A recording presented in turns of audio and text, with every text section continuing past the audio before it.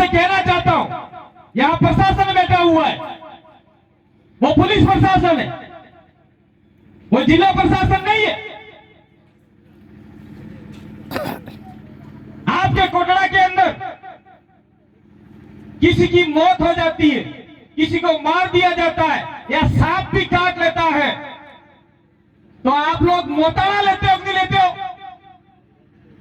सब मोताला लेते हैं, हम अखबार में पढ़ते हैं। लाश सड़ जाती है तब तक मोताला, जब तक आपका जितना भी आप तय करते हो समाज वाले, चाहे 2 लाख करो, चाहे लाख करो, चाहे 50,000 करो, चाहे 20,000 करो, जब तक मोताला नहीं मिलता है तब तक उस गांव को खाली नहीं करते। आप लोग तलवारें लेके निकल जाते हो, धारियां लेके निकल जाते हो, गाड़ियां भर भर के निकल जाते हो, लेकिन यहाँ पर जमीन बचाने के लिए कोई घर से नहीं निकला, तो फिर कैसे जमीन बचेगी? ये मुझे बहुत बड़ा शंका है। मैं उन लोगों को कहना चाहता हूं जो मौत का सौदा करते हैं, मुर्दे का सौदा करते हैं, वो हमारी कस्टम परंपरा हो सकती है, वो पूरे देश में है, हमारे आपके कोटड़ा में नहीं है, लेकिन जो आपकी जमीन जा रही है, आपकी जमीन का सौदा हो गया है, आपको बेघर कर दिया जाएगा, आपकी संस्कृति से खत्म कर दिया जाएगा, आपकी बोली भाषा खत्म कर दी जाएगी, आपके संवैधानिक हक अधिकार खत्म कर दिए जाएंगे, तो कहां जाके मोताला लोगे? ये समझो मेरे भाई, कहां जाओगे मोताला लेने के लिए?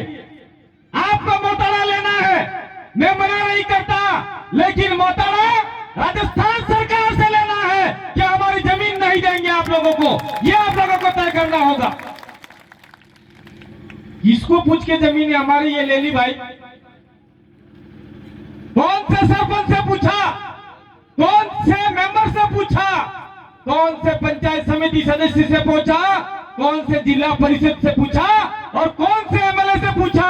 कौन किस किसने साइन करके दिया? लास्ट वाले नालायकों को हम जूता मारते हैं उसके ग्राण के पीछे। देखो, मैं अब शब्द नहीं बोलना चाहता, लेकिन गुस्सा आता है। ये राजू भाई सिरोही आए, हमारे पास में रोए कि मैं मर रहा हूं, मेरे गांव वाले मर रहे हैं, मेरे 18 गांव की जमीन जा रही है। हमने उनको आश्वासन दिया था कि हम लोग आएंगे, आप घबराना मत। ये आदमी सिरोही आया कार्यक्रम में, ये आदमी बेड़ेश्वर कार्यक्रम में आए, ये आदमी प्रतापगढ़ आए, उदयपुर आए, बिल प्रदेश का जहां जहां कार्यक्रम हुआ वहां पर निवेदन करने के लिए आए कि नहीं आपको आना होगा।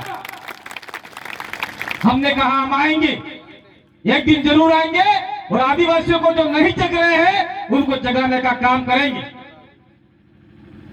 लेकिन यहां पे जितने भी लोग आए हैं, आप लोग तय कर लो। मैंने पहले ही बोला है, कौन से सरपंच ने साइन करके दिया प्रस्ताव के अंदर, उसका नोटिस निकालो। उसका नोटिस निकालने के बाद में उसने लिख के दिया है, तो हम लोग सारे 18 गांव के लोग नोटिस निकालेंगे उस सरपंच के विरोध में कि आप लोग सबसे पहले विस्थापित हो जाओ, खाली करो जगह यहां से। यह प्रस्ताव आपको लेना होगा। दूसरा, अगर किसी वार्ड प्रश्न ने भी साइन किया है, पूरी कोरम ने साइन किया है, तो पूरे 18 गांव के लोग मिलकर साइन करेंगे, सारी की सारी कोरम को आउट करने का काम करेंगे। विस्थापन क्या होता है तुम्हारे खबर नहीं? विस्थापन हो क्या है? अरे भाई खबर नहीं, बहन खबर नहीं, अरे भाई खबर नहीं।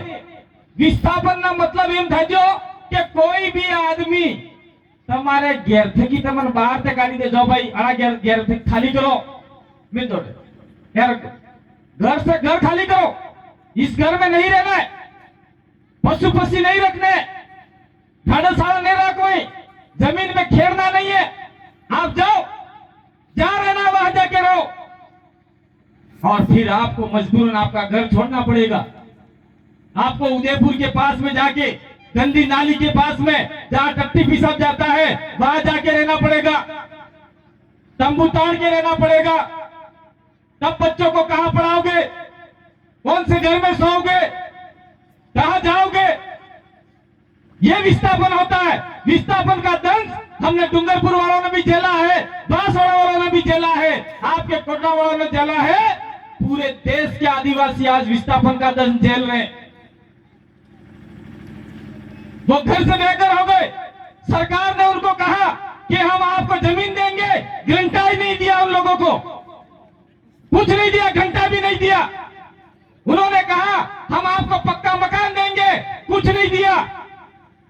उन्होंने विस्थापन कॉलोनी बनाई, उस कॉलोनी के ऊपर भी चोरी हो गई। मंत्री, नेता, सेता सारे मिलके जमीन खा गए। आज तक वो लोग रो रहे हैं, छाती कूट रहे हैं कि हमारा जमीन हमको दो, हम विस्थापन हो गए।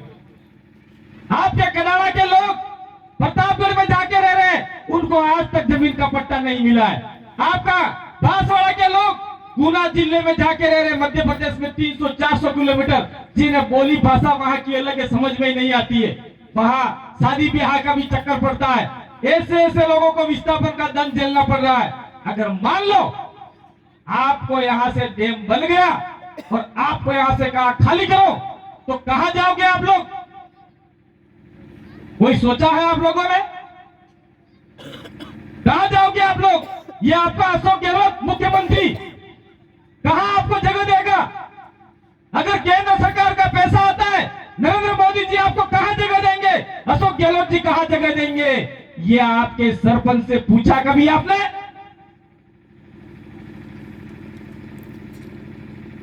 ई भी नहीं हलवाना है, फूटी कोड़ी नहीं हलवाना है, 1 इंच जगह नहीं हलवाना है। या तब केस जो हो, कौन बचाने आएगा आपको? ये हमको सोचना पड़ेगा और इसके पे मंथन करना पड़ेगा। अभी बबीता भाई हमारे बता रही थी, संविधान का पाठ पढ़ा रही थी आप लोगों को। उस जजमेंट में यह भी कहा गया है कि आदिवासी इलाके में 1 इंच जमीन केंद्र सरकार की नहीं है, राज्य सरकार की नहीं है, किसी व्यक्ति की नहीं है। तो तुम्हारे बाप की जमीन समझ के इसमें डैम बना रहे हो, ये आप लोगों को सरकार को कहना होगा। ये जमीन हमारे बाप की है, हम 1 इंच भी जमीन देने वाले नहीं है। और ये हम लोग को हवाई फायर नहीं कर रहे, ये हम संविधान के तहत कह रहे हैं, सुप्रीम कोर्ट के जजमेंट के तहत कह रहे हैं। लेकिन ये सरकार के सामने आपको कहना पड़ेगा।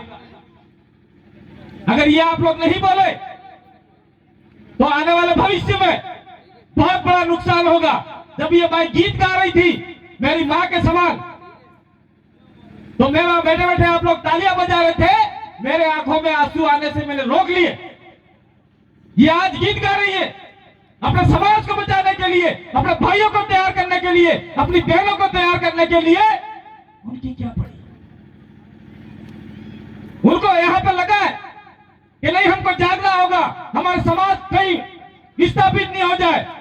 उस गीत में जो मार्मिकता थी, जो गुण थे, वो गुण आप लोगों ने हंसी में उड़ा दिए। खत्म था ये मामला नहीं। इनका गीत जो था, वो गीत इस महापंचायत का सार निकल के आता है। आप मुझे ये बताइए, ये अखबार में आया था